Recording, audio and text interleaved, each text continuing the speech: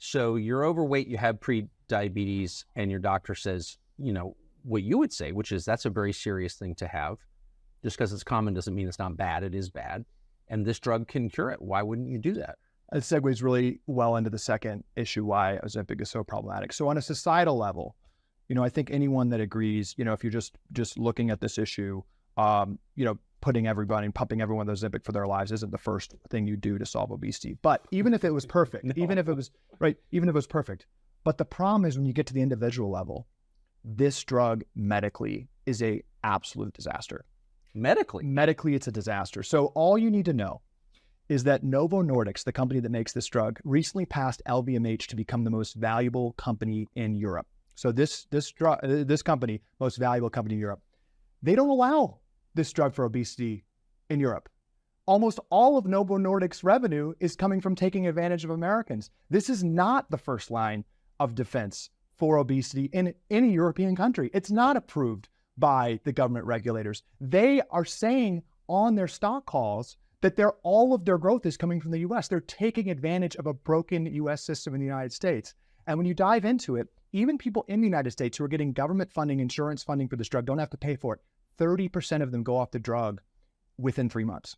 So even though they're fully being paid for it, and we're being told this is a lifetime drug, there's lawsuits coming, just reported in the past couple of days, on gastrointestinal issues and stomach paralysis. The drug itself essentially is stomach paralysis. What is stomach paralysis? The drug, what it does is essentially it sterilizes its stomach, paralyzes your stomach to make you not be able to process food correctly. And there's studies now saying that stomach paralysis, the really messing with your ability to digest food, actually stays after you go off the drug. So there's lawsuits now with people with severe gastrointestinal issues after coming off the drugs that's being pronounced, and that's coming out in lawsuits. Additionally, because of that, you're consistently seeing patients who go off the drugs gain the weight back.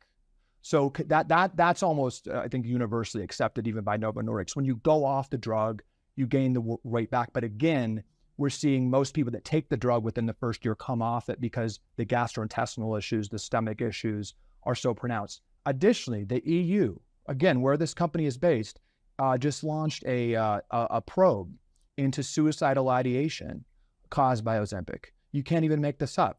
But the EU is doing a massive probe because there's so many reports of increased depression and increased suicide. Now, I was debating a Harvard doctor about 6 months ago, and I brought this up because it's kind of obvious. Your serotonin, what produces your contentment and happiness, 95% is made in the gut. And again, Ozempic essentially is gut dysfunction. So when you mess with the serotonin and mess with the gut, a lot of unexpected things happening. And very understandably, and really what's to be expected, is we're actually seeing reports of a mass increase in mental health disorders and even suicidal ideation from Ozempic. I think people should be able to take Ozempic. I think most drugs should be legal, frankly. The problem is where the rubber really hits the road is there is an all-out assault to convince us that this is the appropriate drug. Again, this is the target market. This is why the stocks are popping and why Wall Street's going crazy. It's the biggest TAM, the biggest target market for any drug in American history. It's 80% of American adults. But it's being fast-tracked. You wouldn't believe this, but the American Academy of Pediatrics recently said that they recommend this as a first line of defense for teens. And the study basing that decision for the American Academy of Pediatrics to say that every obese or overweight teen, which is 50%, should take this drug, was a 68-week study.